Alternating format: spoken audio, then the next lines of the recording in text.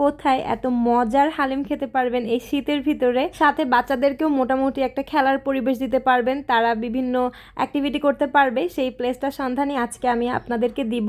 যারা চট্টগ্রামের আছেন তারা তো সবাই হয়তো বা জানেন, আমার কাছে মনে হয় আমি হয়তো বা এখানে লাস্ট গিয়েছি। আমি বলছিলাম গানার্স আর্টিলারি সেন্টারের কথা, যেখানে ছোটোখাটো একটা প্লে জোন আছে, বেবিরা তাদের মতো করে কিছু টাইম খেলতে পারে। এই যে বাউন্সার, এখানে 20 টাকা দিয়ে তারা 20 মিনিট খেলতে পারে। আর এখানে ছোটোখাটো একটা প্লে জোন আছে, যেখানেও মেবি 1 আওয়ার বা 20 মিনিটের জন্য মেবি 20 টাকা।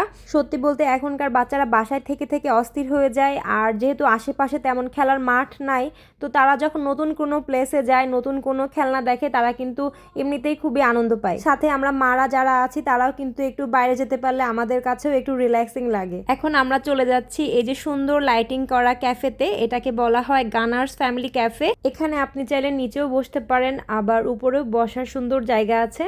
তো আমি যতবার গিয়েছিলাম আমরা উপরেই বসেছিলাম, যার জন্য আমার বেবিরা আগে থেকেই দৌড়ে চলে গেল, কারণ প্লেসটা তাদের কাছে পরিচিত। তাদের উপরের ডেকোরেশনটা আমার কাছে খুবই ভালো লাগে। আর এখানে ছবি তোলার জন্য খুব সুন্দর একটা সেটআপ আছে, অনেকে এখানে ছবি তুলে। এটা যেহেতু আর্মি নিয়ন্ত্রিত এরিয়া, সো এখানে সব কিছু তারাই মেনটেন করে। তাদের ক্যাফের পরিবেশটা এবং খাবারগুলো আমার কাছে সবসময় খুবই ফ্রেশ এবং মজার লেগেছে। তাদের সবথেকে বেশি ভালো লেগেছে আমার কাছে হালিমটা।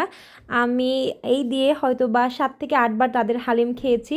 আমি আমার 4 থেকে 5 দিনের ক্লিপ কিন্তু নিয়ে এই ভিডিওটা মেক করছি। সো যতবারই আমি গিয়েছি তাদের হালিমটা ট্রাই করেছি। এটা ছিল তাদের চিকেন চাপ। চিকেন চাপটা আমার কাছে খুব একটা ভালো লাগে নাই। আমি তাদের হালিমের একটা বিগ ফ্যান বলতে গেলে। আর তাদের হালিমটা সবাই খাই রুটি দিয়ে। তাদের একটা স্পেশাল রুটি আছে, যেটাকে তারা বসনিয়া রুটি বলে, যেটা দিয়ে হালিম খেতে খুবই ভালো লাগে। আমি হাইলি রেকমেন্ড করব, যারা আপনারা চট্টগ্রামের আছেন এবং এখনও পর্যন্ত এখানকার হালিম ট্রাই করেননি, আপনারা প্লিজ একবার হলেও ট্রাই করেন।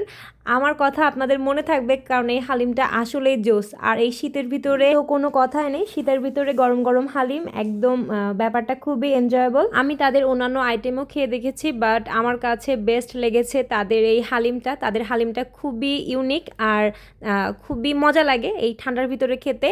আর তাদের ফ্রেঞ্চ ফ্রাইসটাও একটু তারা ভিন্ন স্টাইলে করে, যেটা কিনা আমার বেবি খুব লাইক করে। তো এই ছিল আমার গানার্স ফ্যামিলি ক্যাফের একটা অনেস্ট রিভিউ। কারা কারা গিয়েছেন, চট্টগ্রামের আছেন, তারা অবশ্যই কমেন্টে জানাবেন। এটা যেহেতু আমার বাসা থেকে খুব কাছে, আমি হয়তোবা কাল আবারও চলে যাব, আবারও একটা ভিডিও মেক করব। তো আমার এই ভিডিওটা আপনাদের কাছে কেমন লাগলো অবশ্যই জানাবেন। আর ধৈর্য ধরে আমার সম্পূর্ণ ভিডিও দেখার জন্য ধন্যবাদ। ইনশাআল্লাহ নতুন একটা ভিডিওতে আবারও দেখা হবে, কথা হবে। সবাই ভালো থাকবেন। আল্লাহ হাফেজ। আসসালামু আলাইকুম।